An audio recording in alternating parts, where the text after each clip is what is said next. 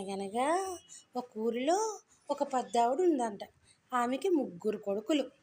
ఆ ముగ్గురు కొడుకు పెళ్ళిళ్ళు చేసింది. ముగ్గురు కోడళ్ళు వచ్చారు.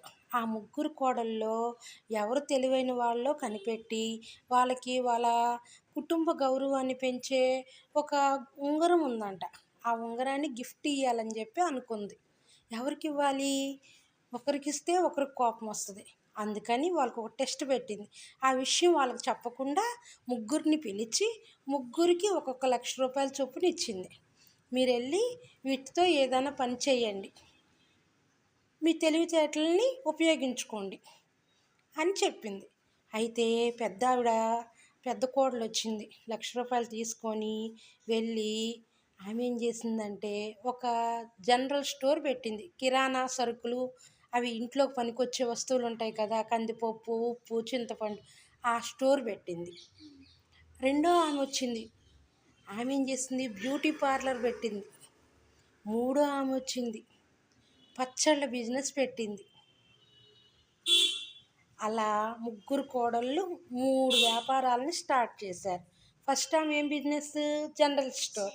సెకండ్ ఆమె ఏం బిజినెస్? Beauty parlour. థర్డ్ ఆమె ఏం బిజినెస్? పచ్చళ్ళ బిజినెస్. అలా కొనసాగుతూ ఉంది.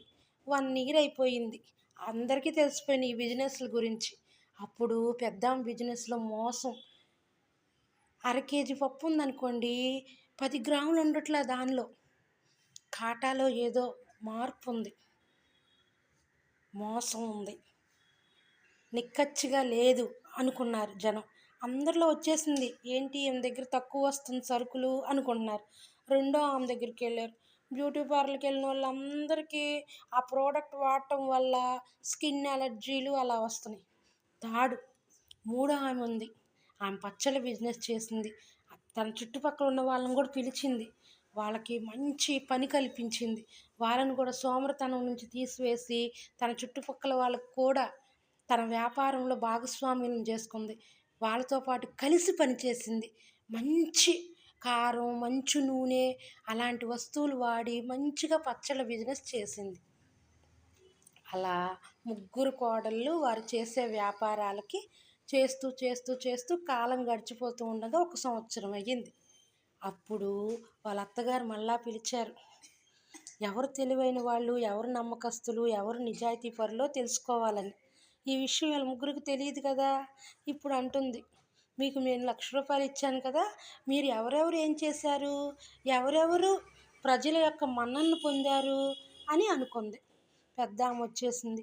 ఏంటి నీ ఖాతాలో ఏదో తేడా ఉందే, సరుకులు రావాల్సిన దానికంటే తక్కువకు వస్తున్నాయి అని అనుకుంటున్నారు అంది.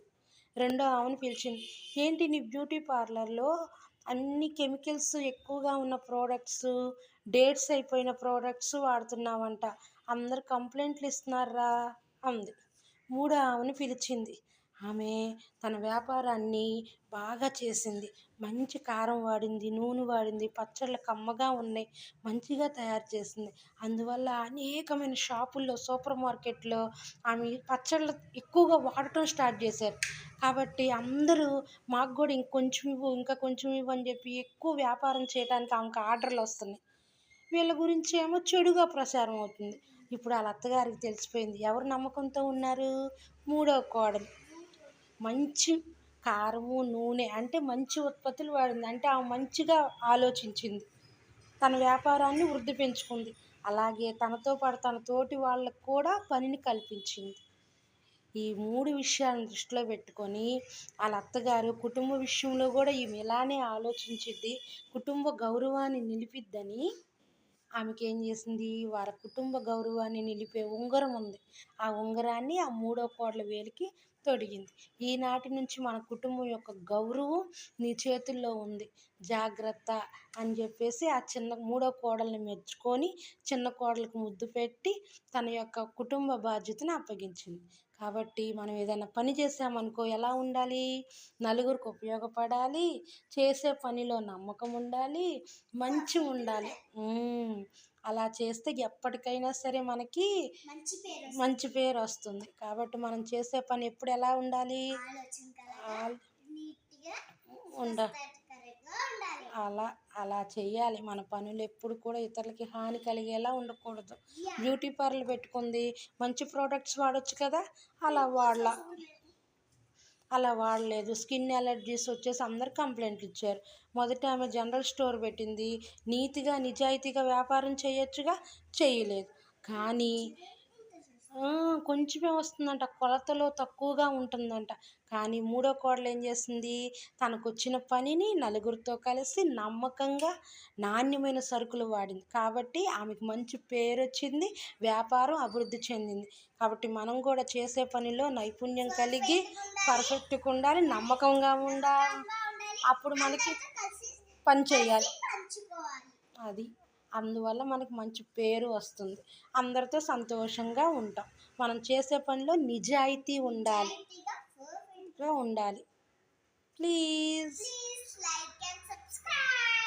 అనగనగా